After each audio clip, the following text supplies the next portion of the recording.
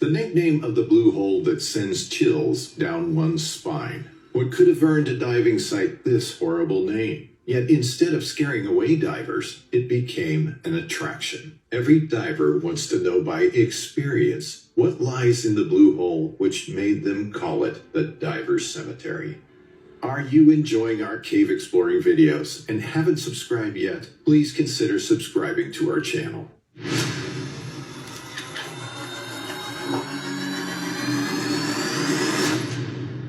The Blue Hole is located in the northern region of Dahab, Egypt. It's a site for diving and snorkeling and is mostly visited by divers who are ready to challenge their diving skills. This sinkhole goes as deep as 394 feet underwater, and it's also known as Diver's Cemetery. Most of the diving hazards across the world occur at the Blue Hole, recording about 130 to 200 deaths in the past few years. However, divers don't cease going for adventures at the Blue Hole. The plaques that were left at the Blue Hole on the cliff that's opposite the sinkhole are made in honor of those who died there. At the Blue Hole, there's an opening called the Saddle. It leads to the sea. It has a shallow depth of about 20 feet. Also, there's an arch, which is a long tunnel of about 85 feet. Its roof is 181 feet.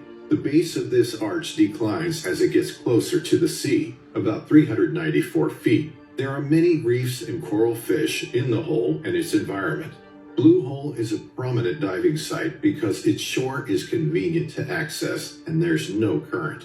In 1968, Alex Shell and his team broke the diving record at the Blue Hole using modern scuba diving, which was just over 383 feet by then. It was during their diving that the arch was discovered. The Blue Hole became a constant recreational site for divers in 1982. Divers usually start at a point nearby and descend through a narrow cave known as El Bells due to the noise that divers' tanks make when they hit the sides of the cave's wall.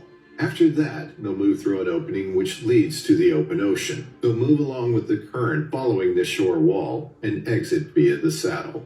You can also enter via the beach itself and dive into the hole at the saddle, where most divers will go to the arch. This is where our story of today starts.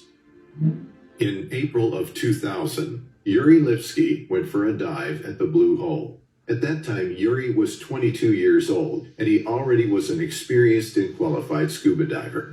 He was well aware of the unique challenge of diving into the Blue Hole.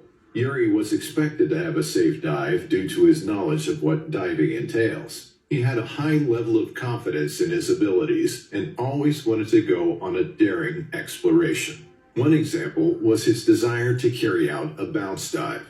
This is a risky type of diving where one descends to dive to the depth quickly and bounces right back to the surface. This practice is so dangerous it is carried out in less than 15 minutes and can lead to decompression sickness. Yuri never bothered about being adequately trained for such dives. There are some areas underwater